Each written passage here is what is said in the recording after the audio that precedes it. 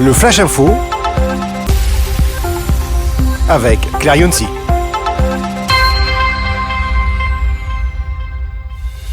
Bonjour à toutes et à tous et bienvenue dans votre Flash Info sur ANews Workwell. À la une de l'actualité, entre recrutements à venir et extension de ses bureaux, Sequoia accélère son développement.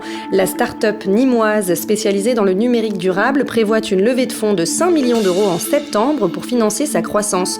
Son chiffre d'affaires est passé de 500 000 euros en 2023 à 1 million en 2024 et elle table sur 1,8 à 2 millions d'euros en 2025. Avec 20 salariés actuellement, l'entreprise prévoit de recruter 50 personnes d'ici 2027. Déménager tous les 6 mois n'est plus viable. Nous avons décidé de construire nos propres locaux, dixit le dirigeant de Sequoia, Laurent Milesi. Face à cette dynamique, Sequoia va en effet quadrupler la taille de ses bureaux, passant de 100 m² à 440 m² dans un projet de réhabilitation à Nîmes pour un investissement de 400 000 euros. Ces nouveaux locaux qui seront livrés cet été seront bioclimatiques, c'est-à-dire qu'ils intégreront une isolation optimisée, des espaces végétalisés ainsi que des panneaux solaires et des bornes électriques. Une extension supplémentaire de 600 m² est déjà prévue pour 2026.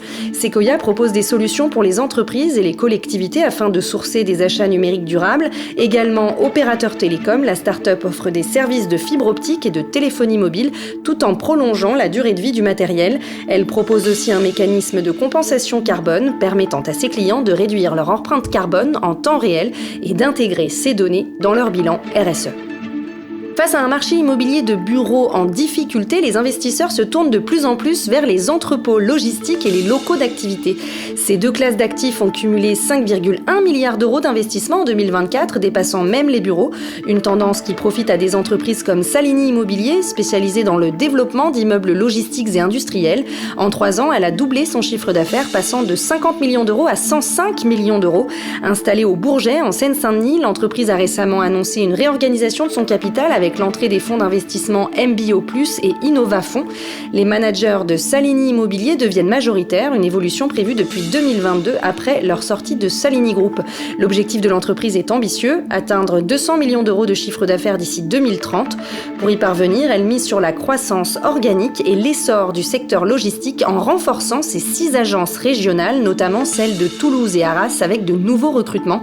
Salini Immobilier cherche également à développer sa marque Renovia, lancée en 2017 et spécialisée dans la rénovation du bâti industriel et logistique, une activité qui représente aujourd'hui 15% de son chiffre d'affaires, mais que l'entreprise ambitionne de faire monter à 50%.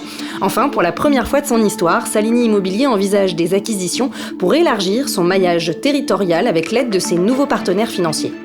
Si vous voulez rester connecté aux infos d'ANews Workwell, rendez-vous sur notre site ANews Workwell, le média d'information des nouveaux modes et lieux de travail.